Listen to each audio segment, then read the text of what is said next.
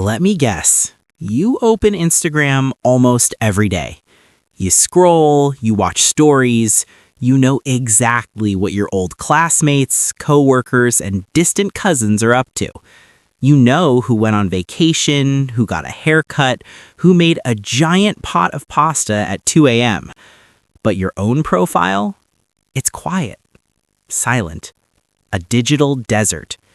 No stories, no updates, no new posts since 2021 or maybe ever. Your profile picture might still be that random photo your friend took years ago that you never bothered to change. And people notice. Someone eventually asks, "Are you okay? Why are you never online?"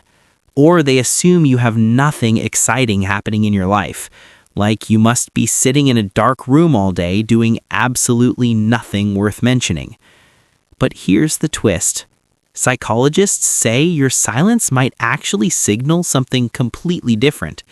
It might mean you have what's called a high internal locus of control. In simple terms, it means you don't depend on other people's reactions to feel good about your life. You find validation from within rather than from likes, comments, or attention. And that small psychological difference can completely change your relationship with social media. One of the biggest reasons people don't post is because they're not caught up in the dopamine loop that social media is built on. Most apps are designed like a psychological slot machine. You post, you wait, you check, you refresh, and every notification gives you a tiny dopamine spike. It feels good for a moment, then it fades and you want more. But some people just aren't wired for that cycle. You enjoy things as they happen. The reward comes from the actual moment. The walk you took, the dinner you made, the sunset you saw, not from broadcasting it to a few hundred people online. You don't need the digital applause to feel satisfied. You don't need someone else to confirm that your experience was meaningful. It's like eating a delicious meal and not needing someone to clap for you afterward. You're already full. You don't need the extra noise. Another reason you might not post is because privacy has become this strange but powerful kind of luxury. Oversharing used to be unusual. Now, not oversharing makes you stand out. When someone isn't constantly posting, it creates a sense of mystery. People wonder what you're doing. They wonder how you're doing. They wonder why you aren't online like everyone else. And without meaning to, you suddenly become the person others are curious about. Not because you're trying to be mysterious, but because silence is rare now. Real privacy has become its own kind of status symbol. You keep your life for yourself instead of displaying it like a storefront. But let's be honest, silence isn't always confidence. For some people, not posting comes from something completely different: anxiety, perfectionism, or overthinking. There's a psychological phenomenon called the spotlight effect. It's the belief that everyone is paying way more attention to you than they actually are. This is the mindset of the anxious non-poster. You take a picture, you look at it, and suddenly your brain becomes a critic. Is this angle weird? Does this look try-hard? What if someone thinks this is cringe? What if people judge me? What if nobody cares? And instead of posting, you abandon the whole thing because silence feels safer. It's not that you don't want to share. It's that sharing feels exposed.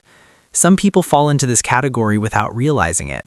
They label themselves as private or introverted, but deep down, there's a layer of fear. Fear of judgment, fear of embarrassment, fear of not being perceived the right way. And if that's you, that's okay. It's extremely common. But it's important to understand the difference between choosing silence and hiding behind it. This brings us to the real question, the one that matters more than anything else. Why don't you post? Is it because you're genuinely at peace or because you're afraid? There are really two types of non-posters. There's the secure ghost. You're silent because your life already feels full. You don't feel the need to announce every detail publicly. You exist offline in the real world where things don't need an audience to matter. You're not hiding anything, you're just living. And then there's the anxious ghost. You're silent because the idea of posting feels stressful or risky. You overthink how it will be perceived. You assume people care more than they actually do. You feel like the moment you put something out there, you invite judgment. And silence feels like the safest shield. Neither version is wrong, but the honesty matters. Because if your silence comes from peace, then own it. There's nothing wrong with keeping your life sacred, private, or unposted. You don't have to participate in the constant noise of the internet to be valid. But if your silence comes from fear, then this might be the gentle push you didn't know you needed. Because the truth is this: nobody is thinking about you as much as you think they are. It sounds harsh at first, but it's actually incredibly freeing.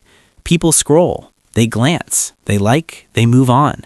The post you spent 2 hours debating will be seen for maybe 2 seconds and then forgotten. And that's not depressing, it's liberating. It means you're allowed to show up imperfectly. You're allowed to post things that aren't flawless. You're allowed to take up digital space without being perfect. You don't need to be a curator. You don't need to be aesthetic. You don't need to have the perfect caption or the perfect lighting. You can exist online the same way you exist in real life: human, imperfect, and normal. But whether you choose silence or expression, here's something important to remember. You're not boring. You're not invisible. You're not behind. You're simply someone who prefers to experience your life in high resolution instead of squeezing it into a 1080p square on a screen. So now I'm curious, are you a ghost or a creator? If you're a lurker, drop a ghost emoji in the comments, or tell me how you use social media in your own way. Either way, I'm glad you're here.